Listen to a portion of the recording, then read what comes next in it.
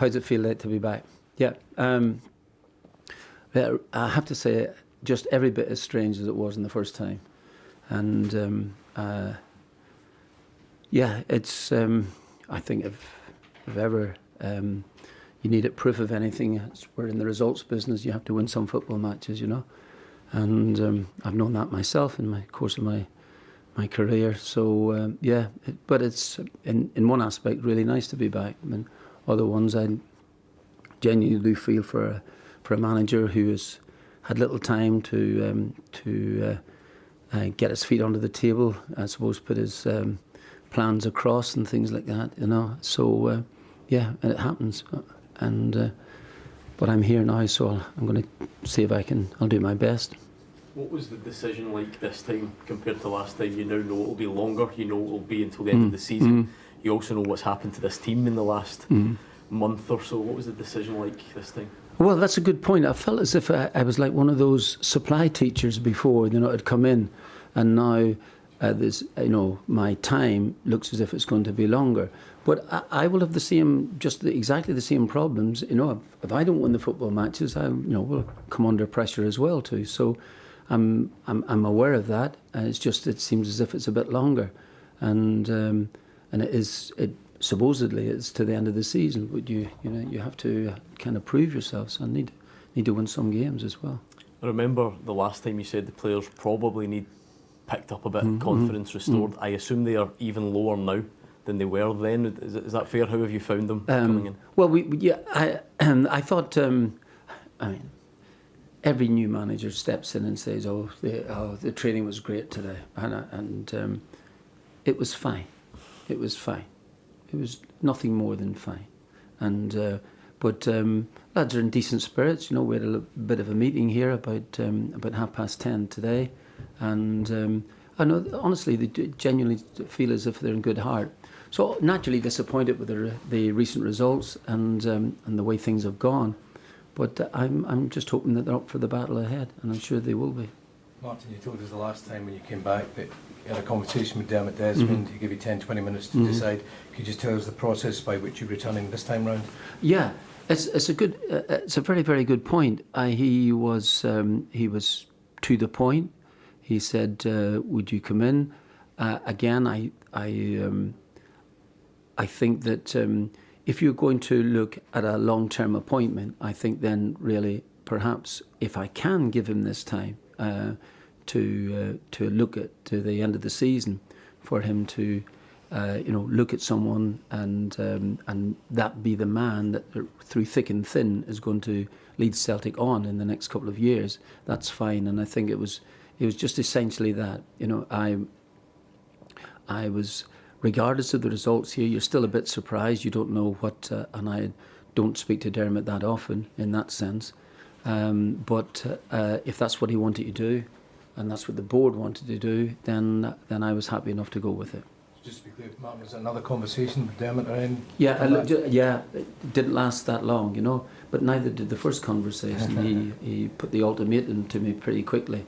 But I suppose, having had, 5 or 6 weeks then, and having gotten to know the players, or most of the players, then it was probably in that sense a little bit easier for me to say yes, only because I kind of got to know them a bit. I was coming into something completely different the time before, not really knowing some of the players, and but them not really knowing me or anything like that. So it was again, it was fine, and I suppose deep down I wanted to do it. Was this an instant decision for you, Martin? Was it just you thought, right, okay, the club is needing me in a time of need, I need to go back? If you put it like that, there, essentially that's probably true. Yeah. Is it definitely just until the end of the season, Martin? Is that the way you're looking at it, or will you review it at the end of the season, see how you do, see how you feel, or how you approach it? I wonder whether I would have the capacity to go and carry on.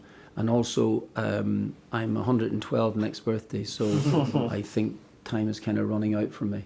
But I'd like to try and do well in it, and I think that, who knows what the board might think, but I would not be, and I'm serious about this, I wouldn't be thinking any longer than the end of the season for me, regardless of what happens. Well, in terms of this season then, the conversation you had with Dermot, did you talk about targets? You know, what are you coming in to do? No, he didn't. No, just, well, what am I coming to do? I suppose, like most managers, come in to try and win some football games. But he didn't say about winning a league. We didn't have a long conversation, by the way. It didn't last that long. My conversations with Dermot don't last that long. But I would have assumed that he would. It is Celtic, you know, and you have to fight back after adversity. So I would have assumed that you would want to try and close the gap. Rangers have closed right up alongside us. Maybe we could go ahead tonight, and so we've got a battle on our hands. The team are obviously in a worse league position than when you left. Lost that cup final, but do you still feel that you can go on and win the league and have success in the Scottish Cup and still progress in Europe? Oh, right. That's maybe just focus on the league. An enormous task. Well, I think that I think it's going to be difficult, and I think, make no bones about it, there's less games to play now than before, and Rangers must have gained a psychological advantage there, and that's over us in that. But we still have to catch Hearts, and the way that Motherwell played the other evening against Celtic, you know, they might well be the best footballing side in the league. Martin, was it difficult you watching on from the sidelines when the team was going through a poor run under Wilfried, given that way you'd taken them? Yeah, it was disappointing. But some of the matches that they played in had that. For instance, had that second goal have gone in. I know it's ifs, buts, and maybes, and keep those out of the equation, and eventually the results are what it's all about. But there were moments in matches there, if they'd been able to score that second goal, you never know that things could have been different.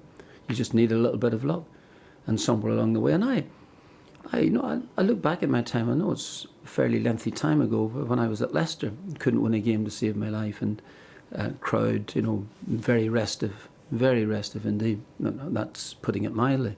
And I got a bit of luck away from Filbert Street, where we won 2 games in about 3 or 4 days, and eased the pressure. And I'd just come into the football job, or into the football club as well.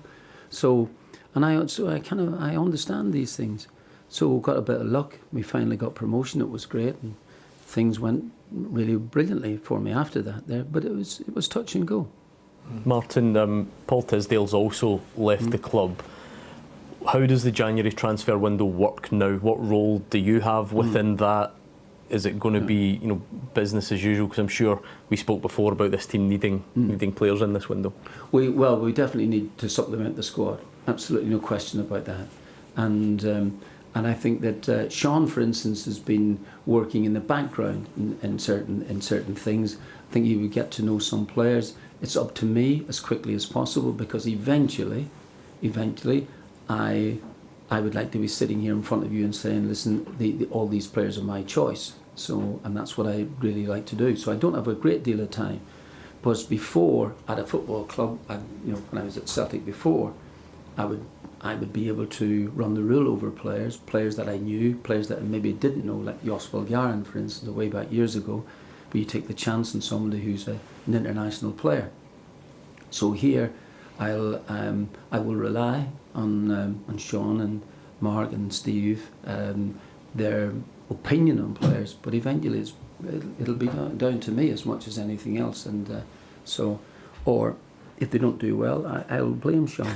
And if they do brilliantly, I shall take all the credit. Are you aware of anything imminent, any wheels that were in motion before you came in? You do know that the young lad has joined us from Bournemouth for a start, and obviously didn't know anything about that, and so that's really up to him now to gather a bit of momentum himself. Hasn't played very much football, but from here on in, whatever we're doing, it's just a matter of, well, again, I'll reiterate, we need the players in, and as quickly as possible. Martin, you mentioned there about it's going to be a battle in the league. Do you now, with Rangers drawing level with Celtic, Hearts got a 6-point lead, you now genuinely see it as a 3-way fight for the title? Well, I naturally I do. I don't know what sort of what sort of, what shall I say, the strength of the squad of, for instance, Motherwell or Hibs or something. I said, really don't know that there. Certainly I watched the game against Motherwell and they were brilliant against us, really brilliant in the game. So I don't know that, but Rangers obviously big enemies, and Hearts have got they've had momentum all season. You know, they've been able to win some big games. So it is a difficult task for us, you know, and but it's one that we've got 18 games still left, you know. So in terms of numbers coming in, Martin, sorry, do you expect it to be a busy one? I would be hoping to it, you know, if the board were to listen to me, then we would have about 56 players, you know. So I will try and narrow it. We definitely know. I think you'd be aware of what positions that we need to strengthen in, and that's what we're going to try and do. But I don't.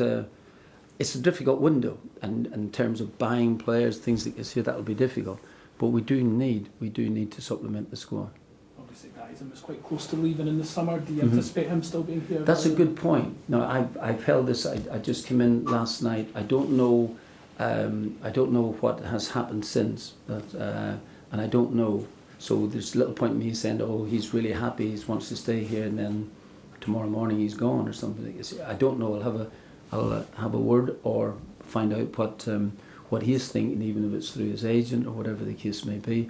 But he, I think there was a bit of disappointment with him because the move didn't go through. I think it was to Wolfsburg, was it? I think in August time. Am I telling you something that you didn't know? Am I? Possibly. Possibly. Okay. That never happened. That never happened. It wasn't Wolfsburg at all. No, absolutely. I think it was Augsburg. Was it something else? No. Okay. Cut that.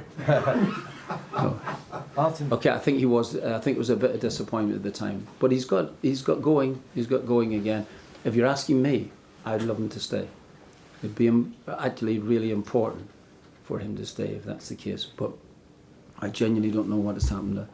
By our next press conference, I'll be able to tell you. Mark, there's an argument that perhaps the results didn't come under Wilfried because he tried to implement change too soon and the players didn't seem comfortable with it. For you, is it a point of getting back to basics in terms of a formation, a formula that you think that works? Well, I hope I didn't try and change too many things that Brendan had in place. There's a couple of things that as all managers will have a way of playing of what they think is the best way that will suit the squad there. So I don't think that we try to change too many things. And I also am pretty aware that at the time, it takes time for players to adjust. If it is a change of formation or whatever the case may be. But I think that there were times during the course, for instance, during our the number of games I had, that we did, in terms of moments of matches, we actually did change formation, and so as long as the players are happy with it and two understand it, that absolutely fine. So I don't expect to make too many changes. Probably want to maybe go back to what I thought maybe worked for us at the time, if indeed it didn't work before. But again, it is players. We can get bogged down with the systems and stuff like this here, but players can make things work. So, well, let's whatever system we do decide to go, just let's not have any excuses. Let's go and try and win. Martin O'Neill speaking for the first time since he returned to the interim role in charge of Celtic following the sacking of Wilfried Nancy yesterday. Of course, winning 7 of his 8 games in charge when he was in charge before. They're at home to Dundee United on Saturday, currently 6 points behind the league leaders. Hearts